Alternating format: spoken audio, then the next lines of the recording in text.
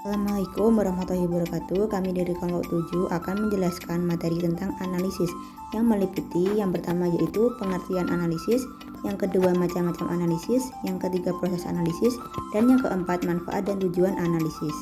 Baik, materi yang pertama yaitu tentang pengertian analisis.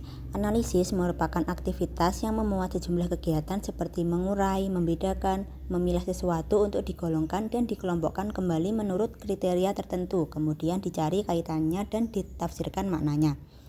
Analisis merupakan sikap atau perhatian terhadap sesuatu, baik itu benda, fakta, maupun fenomena, sampai mampu menguraikannya menjadi bagian-bagian, serta mengenal kaitan antar bagian-bagian tersebut dalam keseluruhan.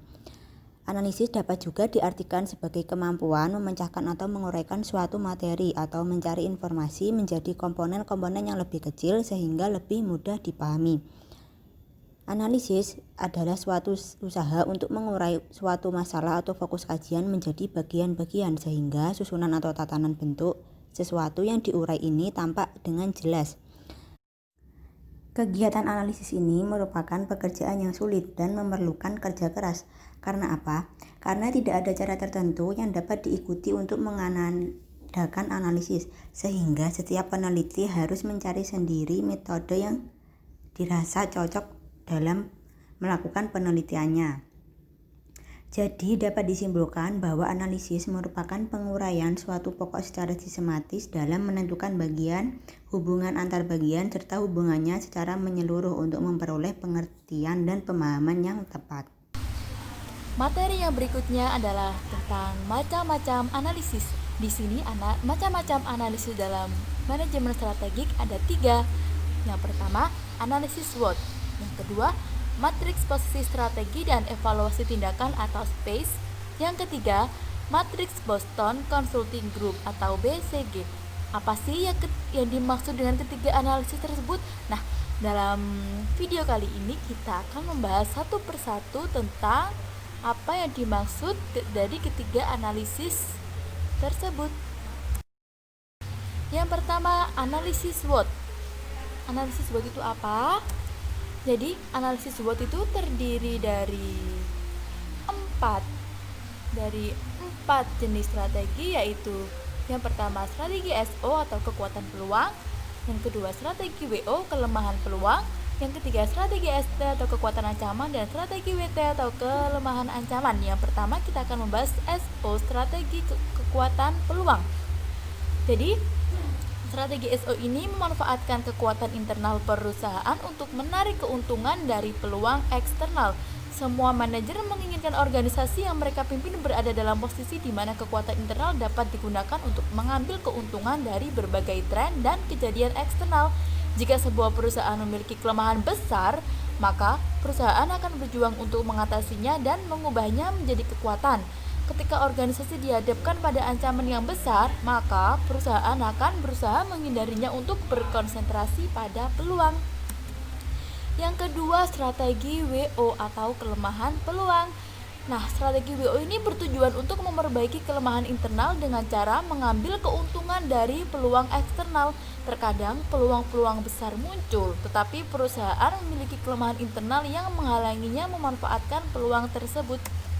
Yang ketiga, ada strategi ST atau kekuatan ancaman. Jadi, strategi ST ini menggunakan kekuatan sebuah perusahaan untuk menghindari atau mengurangi dampak ancaman eksternal. Hal ini bukan berarti bahwa suatu organisasi yang kuat harus selalu menghadapi ancaman secara langsung di dalam lingkungan eksternal. Lalu yang keempat atau yang terakhir adalah strategi WT atau kelemahan ancaman. Jadi strategi WT ini merupakan taktik defensif yang diarahkan untuk mengurangi kelemahan internal serta menghindari ancaman eksternal. Sebuah organisasi yang menghadapi berbagai ancaman eksternal dan kelemahan internal benar-benar dalam posisi yang membahayakan. Dalam kenyataannya, perusahaan yang semacam itu mungkin harus berjuang untuk bertahan hidup, melakukan merger, pencutan, menyatakan diri bangkrut, atau memilih likuidasi.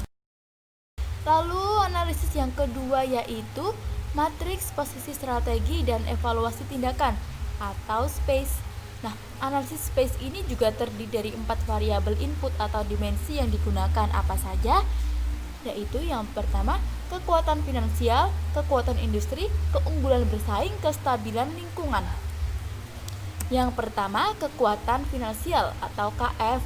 Jadi KF ini mencakup ukuran-ukuran yang menunjukkan kekuatan finansial yang dimiliki perusahaan seperti profitabilitas, likuiditas, aliran uang kas, dan skala ekonomi. Lalu yang kedua ada KI atau kekuatan industri. Kekuatan industri ini mencakup ukuran yang menunjukkan kekuatan industri atau bisnis perusahaan. Seperti apa contohnya? Jadi KI ini contohnya potensi pertumbuhan, produktivitas, dan intensitas kapital. Lalu yang ketiga ada KB, bukan keluarga berencana tetapi keunggulan bersaing. Nah, KB ini mencakup ukuran-ukuran yang menggambarkan keunggulan bersaing yang dimiliki perusahaan. Seperti apa contohnya? Yaitu kualitas produk, loyalitas pelanggan, konten pasar, dan utilitas kapital. Lalu yang terakhir ada KL, kestabilan lingkungan. KL ini mencakup ukuran-ukuran yang mencerminkan lingkungan perusahaan, termasuk perubahan teknologi, tingkat inflasi, hambatan masuk pasar, dan intensitas persaingan. Lalu, macam analisis yang terakhir atau yang ketiga adalah matrik Boston Consulting Group atau BCG. Jadi, matrik BCG ini dikembangkan oleh Bruce Henderson pada tahun 1970-an. Bruce Henderson juga merupakan pendiri Boston Consulting Group atau BCG, yaitu sebuah perusahaan konsultan manajemen global yang terkemuka yang pernah menduduki peringkat ketiga perusahaan terbaik untuk bekerja versi Forbes pada tahun 2014.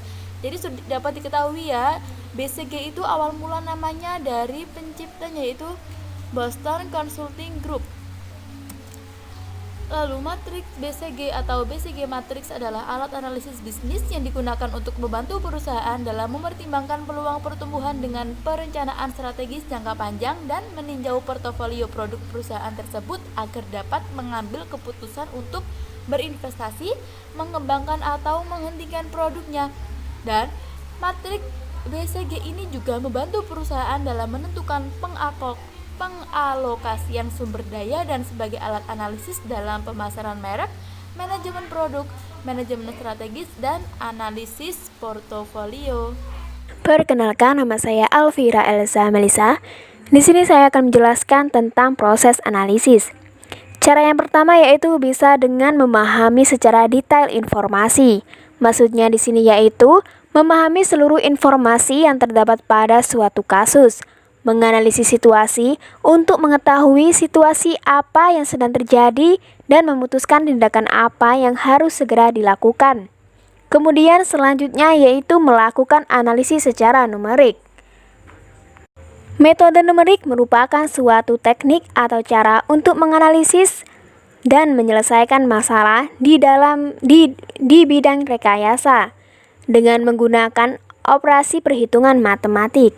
Dalam menganalisis suatu kasus diperlukan beberapa tahap, di antaranya yaitu yang pertama, tahap input atau disebut dengan input stage, merupakan tahapan dalam meringkas informasi masukan dasar yang dibutuhkan dalam perumusan strategi. Tahapan input itu sendiri terdiri dari yang pertama, matriks evaluasi faktor eksternal, yang kedua, matriks evaluasi faktor internal, yang ketiga, matriks profil kompetitif. Selanjutnya, tahap kedua adalah tahap pencocokan atau matching stage.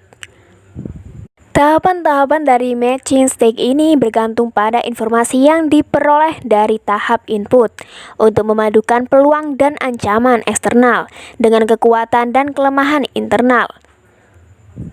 Faktor-faktor keberhasilan penting eksternal dan internal merupakan kunci untuk menciptakan strategi alternatif yang masuk akal. Kemudian yang ketiga yaitu tahap keputusan atau disebut dengan decision stage, merupakan tahapan menggunakan informasi input dari tahap pertama untuk secara objektif mengevaluasi strategi-strategi yang diidentifikasi dalam tahapan kedua. Tahap keputusan hanya melibatkan satu teknik saja, yaitu matriks perencanaan strategi kuantitatif. Sekian penjelasan dari saya, kurang lebihnya mohon maaf. Selanjutnya akan disambung oleh rekan saya. Terima kasih. Materi selanjutnya adalah fungsi dan tujuan analisis. Secara umum, fungsi dan tujuan analisis adalah sebagai berikut. Yang pertama, analisis berfungsi untuk menguraikan sesuatu menjadi komponen-komponen kecil yang diketahui hubungannya. Kemudian, uraian komponen tersebut dapat lebih mudah dipahami, baik setiap bagian maupun secara keseluruhan. Yang kedua, analisis berfungsi untuk mengumpulkan data-data yang terdapat pada suatu lingkungan tertentu. Analisis bisa diterapkan di berbagai jenis lingkungan, juga berbagai keadaan. Analisis akan lebih optimal jika digunakan dalam keadaan kritis, juga keadaan yang membutuhkan strategi. Mengapa demikian? Karena analisis dapat mengetahui secara mendetail mengenai keadaan lingkungan saat itu. Dan yang ketiga, analisis berfungsi untuk memperoleh pemahaman lebih mendetail mengenai suatu hal. Pemahaman tersebut nantinya dapat dijelaskan kepada publik, sehingga publik mendapatkan informasi bermanfaat dari analisis tersebut. Yang keempat, tujuan analisis yaitu untuk mengumpulkan data yang pada akhirnya data-data tersebut bisa digunakan untuk berbagai keperluan pelaku analisis. Biasanya akan digunakan dalam menyelesaikan krisis atau juga konflik. Bisa juga hanya digunakan sebagai arsip. Di dalam bidang pendidikan, analisis digunakan untuk melakukan sebuah penelitian dalam berbagai subjek keilmuan. Yang terakhir, analisis juga memiliki fungsi dan tujuan untuk menentukan keputusan. Yang dimaksud dalam hal ini adalah pengambilan keputusan berdasarkan dugaan, teori, atau prediksi dari sesuatu yang sebelumnya telah dipahami dengan metode analisis.